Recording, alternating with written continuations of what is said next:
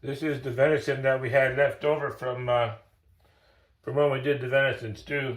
And we're going to use it today to have with our bannock. We're going to cut it up into strips.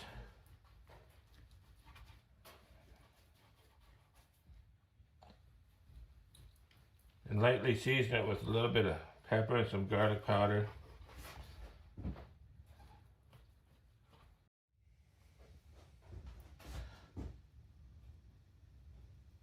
A bit of garlic powder and some Montreal steak spice.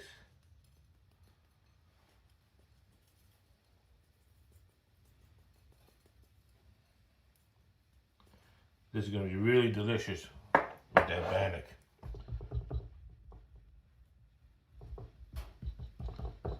Here we go. Alrighty, we'll just set that aside for when we need it. The bannock is pre-mixed at home. We have 1 cup of flour, 1 tablespoon of baking powder, and a generous pinch of salt.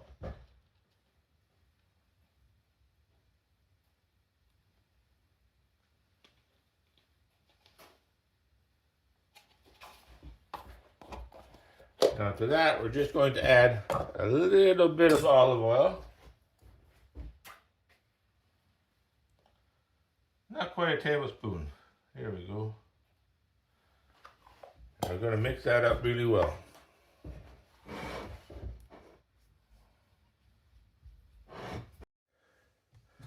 One of the biggest mistakes that you can make with bannock is adding too much water. So we're just going to go a little bit at a time.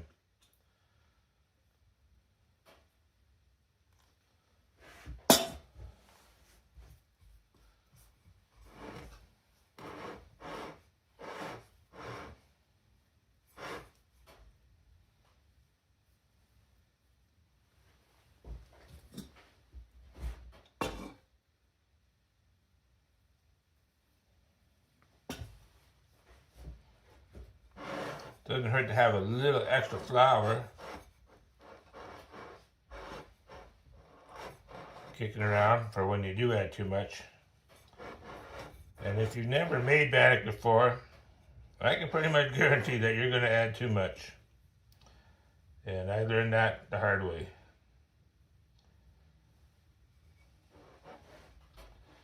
So when you think it needs a little bit more, cut that in half.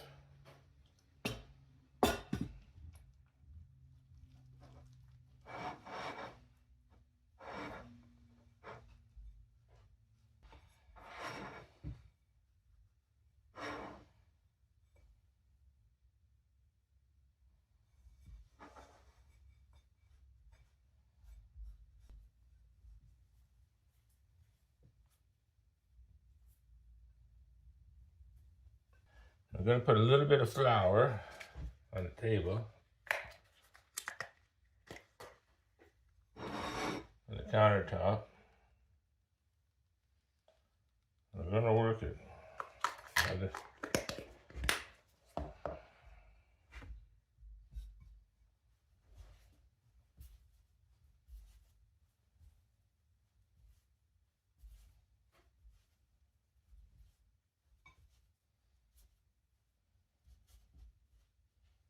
And you break it off into pieces, put like that, and you flatten it. Now you're supposed to flatten it really flat. Now if you've never done this before, you're not going to flatten it enough. So we're going to make that mistake on purpose. We can show you how to correct it and still end up with perfect bannock. It'll that's pretty flat, but it's going to rise, and then what happens is it doesn't get cooked in the middle. Okay. We'll get some oil in a pan and get it warmed up and get to cooking some bannock. It's going to be delicious. Bannock and venison. Well, the pan is starting to heat up nicely. We're just going to put these in there.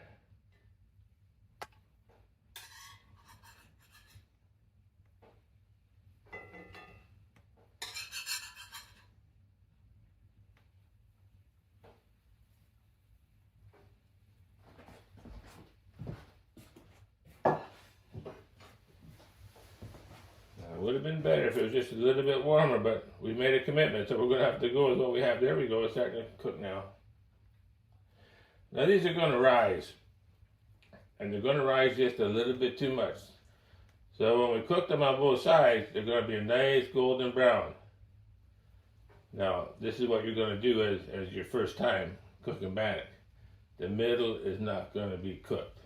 So then what we're going to do is we're going to slice them, put the uncooked side down, and that's going to turn golden brown, and you're going to have perfect bannock. That's how you're going to recover from your first mistake cooking bannock.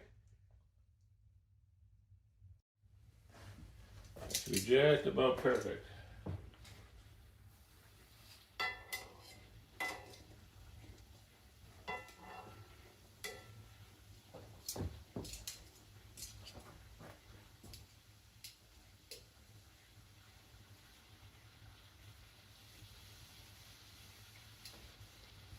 You can see how much they've risen. So I know when I slice them through, they're just not going to be quite perfectly cooked in the middle. So I'll slice them in half that way, and then we'll put them back on and finish them up, and they should be really nice. And when you turn them over, pay attention, because the opposite side will not take as long to cook as the first side did.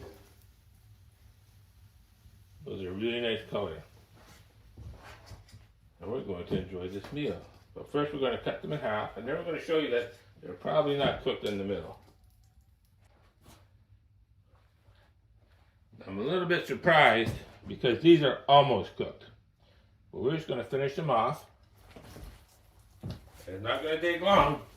Oops, I almost dropped that one. That would have been a little disaster. They're hot.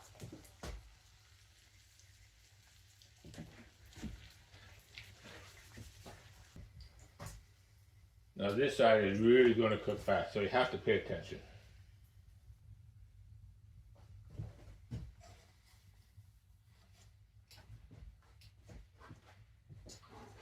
And they're done.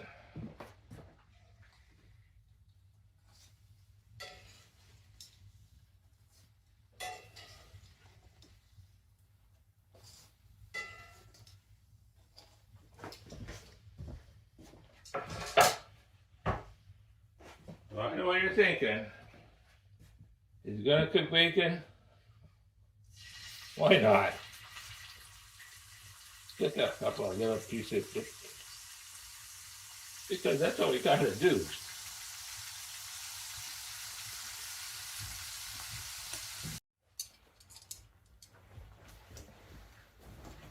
Well, it's not taking very long for that bacon to cook up, so we're gonna get our little pieces of venison in here. That'll cook up pretty darn quick too.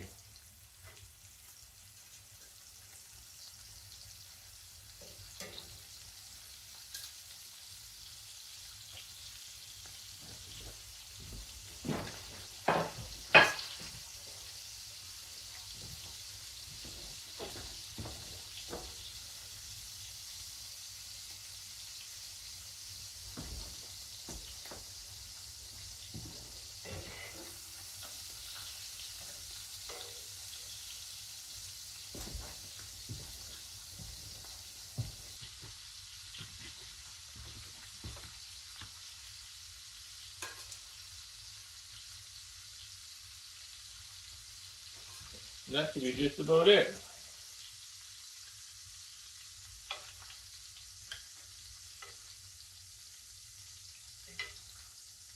This is going to be delicious.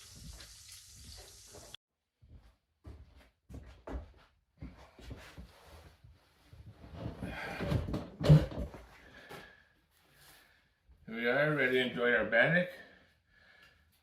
It looks really great. And today we brought out the honey jar again.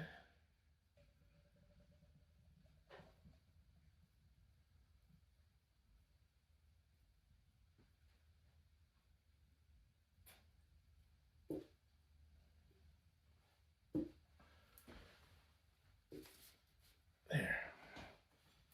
Now this is the kind of meal that would have been enjoyed on the frontier Pioneer people would have had it. Longhunters would have enjoyed this. Now, they wouldn't have had the luxury of a wood stove to cook it on. They would have cooked it on an open fireplace or on a campfire in the woods. But we had a wood stove, so that's what we used. And we're going to see how it tastes.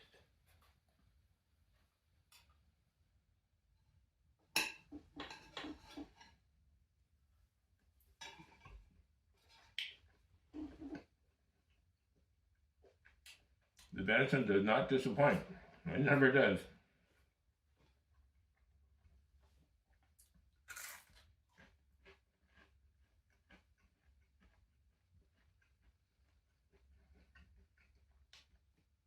The bannock tastes good. We have some butter on it. Now, bannock doesn't pack a ton of flavor. It's kind of a very mild flavor.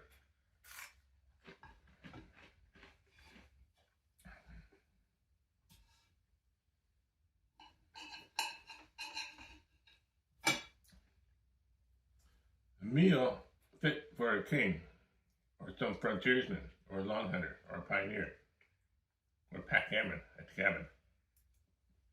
Wow.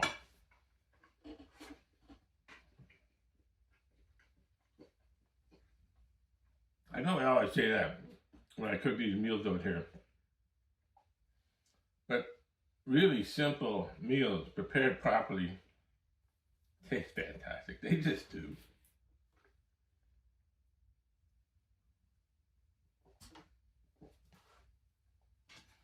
I don't know if it's because I spent so much time outdoors that I've developed appreciation for this.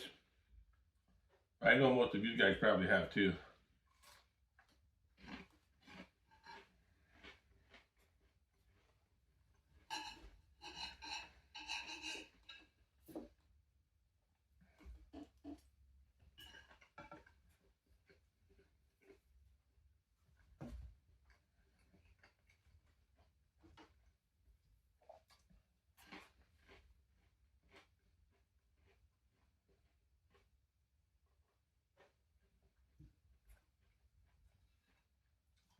Of course, we always have my favorite vegetable, bacon.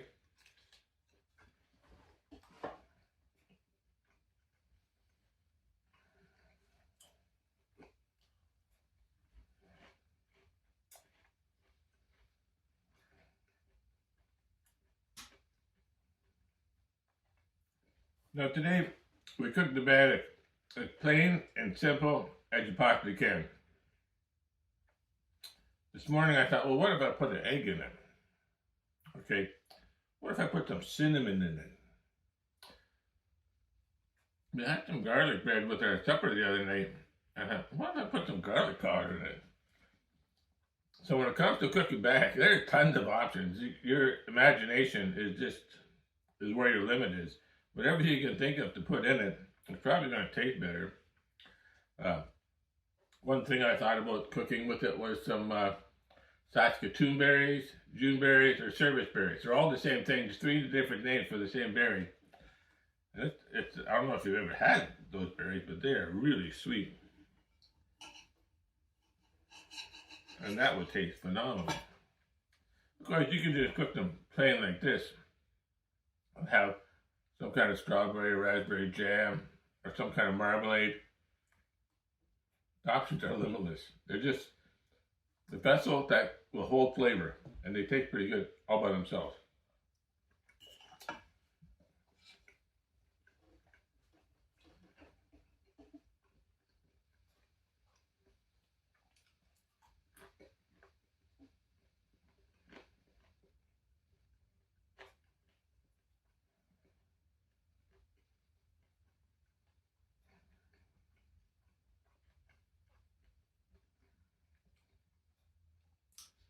At that time of year again, when those people addicted to turkey hunting,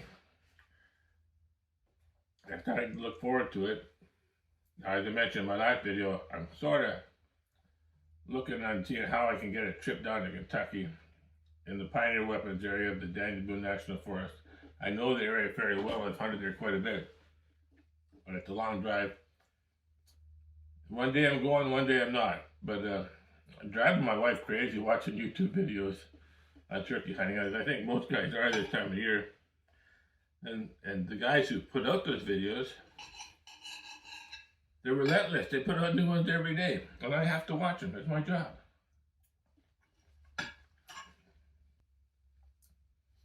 Now, if I do go down there, I'm gonna rent a cabin at the Zilpo Park, the fantastic little park. I don't know if I'm gonna do it period correct or not. I'm kind of leaning that maybe I will.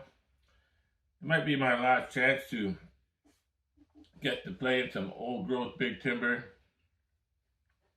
Those who aren't familiar with Kentucky, you just never realize there's that many different kind of oak trees, because every single kind of oak tree in the whole world is someplace in Kentucky. Then you get hickory nuts and walnuts. The place is made to feed wildlife. It's a beautiful place. I love it. I love it down there.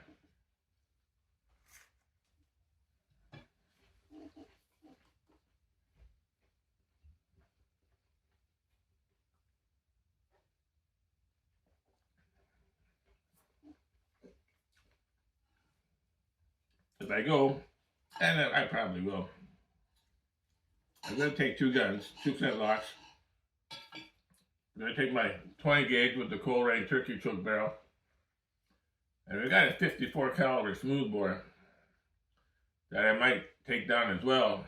I'll use the first gun, and after, if I am fortunate enough to get a turkey early in the hunt, I'll switch back to the 54, because I've never taken a turkey with that, and that's something I really like to do. It's a really pretty gun.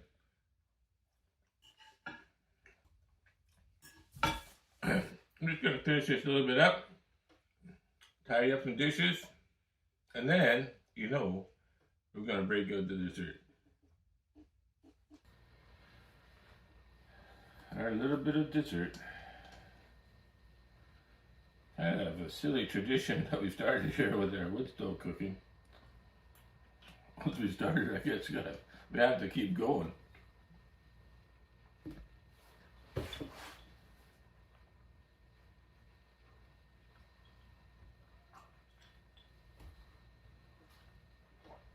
Frontier whiskey, I love it.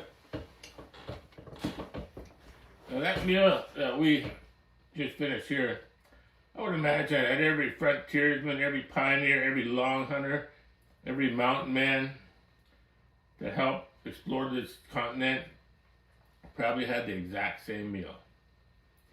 Now, granted, they didn't have the luxury of cooking it on a wood stove, but I'm sure they enjoyed it just as much as I did, because they probably even had a bigger appetite than I did.